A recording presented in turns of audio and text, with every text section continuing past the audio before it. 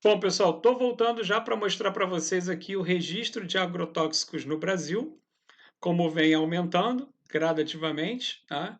O Brasil hoje é o maior importador e consumidor de agrotóxicos do mundo e o uso também de transgênicos na participação na produção total.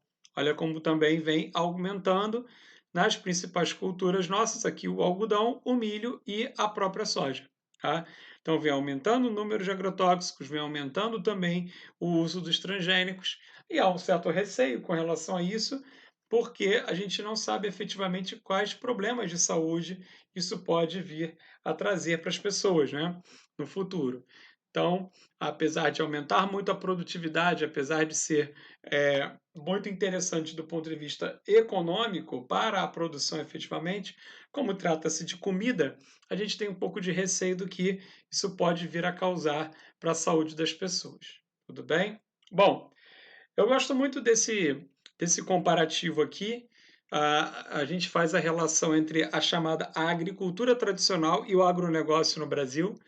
Esse quadrinho ele é muito comum, é muito fácil de achar na internet, mas ao mesmo tempo ele é muito interessante porque ele mostra aqui de uma maneira bem didática algo que a gente fala bastante em sala de aula. A agricultura camponesa, primeiro, a agricultura camponesa é a que efetivamente produz comida. Olha aqui. A produção de comida, produção dos alimentos tradicionais que vão efetivamente para a nossa mesa, sai da agricultura camponesa. Ao mesmo tempo que a mão de obra ocupada na agricultura é 74% empregada também na agricultura camponesa, tá certo? E ocupa 24% das terras no Brasil e pega 14% do crédito que o governo brasileiro oferece para os agricultores. Enquanto isso, o agronegócio, né, que tem como objetivo produzir para vender para fora, tá? O agronegócio ele pega 86% de todo o crédito oferecido pelo governo brasileiro, com juros subsidiados, né, com juros mais baixos do que os preços de mercado. Ele ocupa 76% das terras, tá? Como eu disse, vende tudo para fora e emprega pouca gente, emprega 26%. Tá? Produz só 30% da comida que chega efetivamente para o brasileiro. Muito importante aqui fazer uma ponderação, que alguém pode pensar assim, poxa, Fábio, você é contra o agronegócio? Não. Mas o agronegócio ele não pode ser tratado como algo tão importante, tá? Como se trata aqui no Brasil. Primeiro porque ele não emprega, não produz o suficiente para sustentar a economia do país. Tá? Ele tem um impacto na região centro-oeste, em cidades relativamente pequenas, no máximo cidades médias, tá? E como a quantidade de terras é muito concentrada nas mãos de poucas pessoas, percebam, eu estou concentrando renda, ok? Enquanto isso, a agricultura camponesa é a agricultura que emprega mais gente e é a agricultura que fornece comida para nós, fornece comida para os brasileiros, não estão produzindo para vender para fora.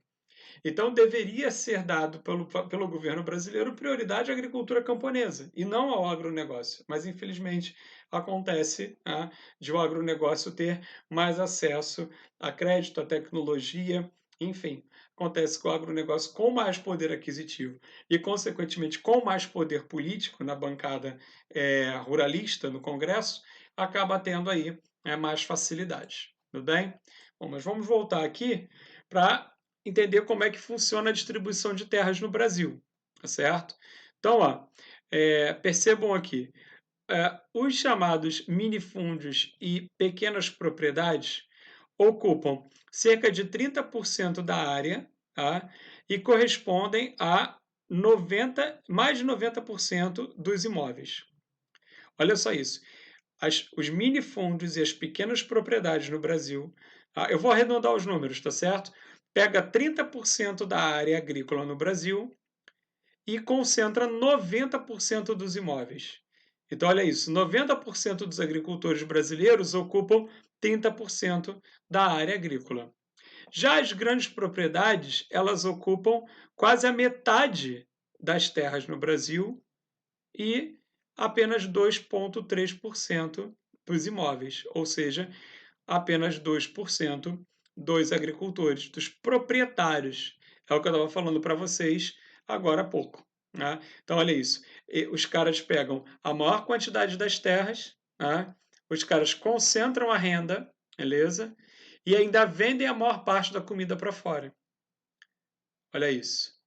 Aqui, né, nos minifundos e nas pequenas propriedades, eu distribuo melhor a terra e ainda produzo comida, né, efetivamente para a mesa do brasileiro. Tudo bem?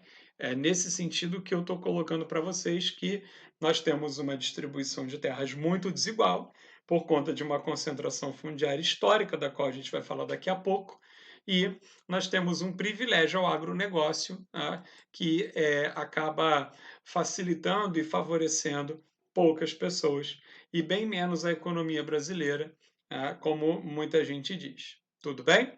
Bom, continuando lá nos slides, vamos passar agora para as principais relações de trabalho e alguns conceitos da agricultura brasileira, né? Não conceitos gerais. Então, primeiro, a primeira relação de trabalho que aparece aí para a gente é o meeiro. O que é esse cara? O camarada que vai trabalhar na terra de outra pessoa, né? Ele vai ser o responsável por todo o trabalho e ele vai ficar com o lucro de metade da produção, tá certo? Por isso o meeiro. A outra metade ele paga como se fosse um aluguel para o dono da propriedade.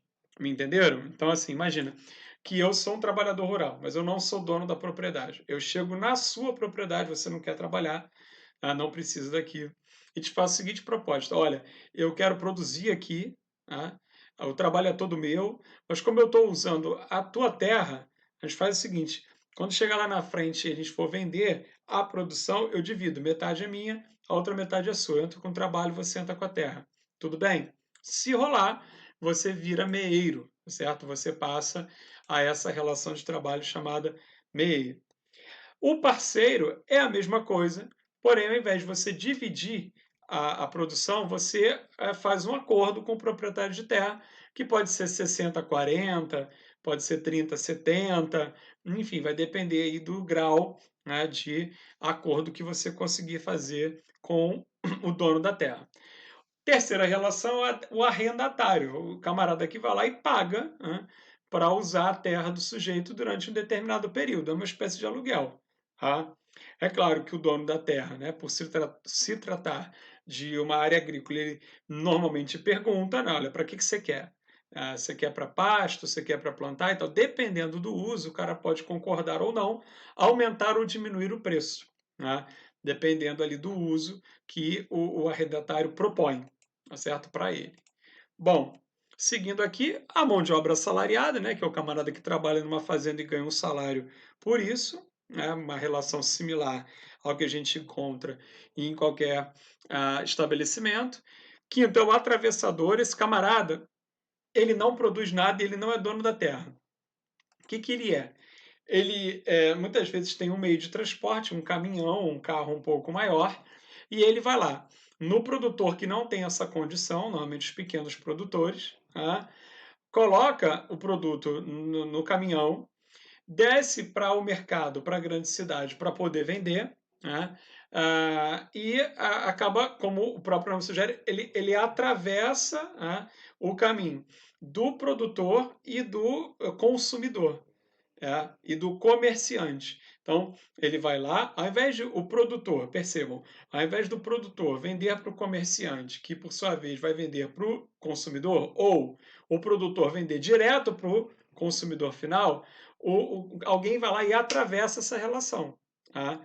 Porque o produtor muitas vezes não tem como tirar o produto lá do meio do mato, lá do meio da roça, e levar para os grandes mercados nas grandes cidades.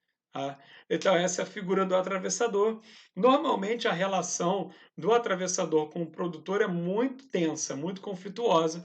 Por quê? Porque o atravessador ele aceita colocar o produto no caminhão dele, ele desce, aquilo que ele consegue vender, ele vai lá e olha, ele vai pagar ao produtor. Aquilo que ele não consegue vender, ele devolve para o produtor. Só que muitas vezes, quando ele devolve, a mercadoria já está estragada, né? Está em péssimo estado. Então, vejam bem, o atravessador ele não vai lá e fala, eu quero 100 caixas de tomate. Não, não é assim que funciona. Coloque as 100 caixas de tomate em cima do meu caminhão, eu vou descer com elas. Se eu vender as 100, beleza. Agora, se eu vender 80, eu vou te pagar relativo aqui a 80 e as outras 20 eu te devolvo. Então, por isso que muitas vezes a relação é tensa, fora aqui, né?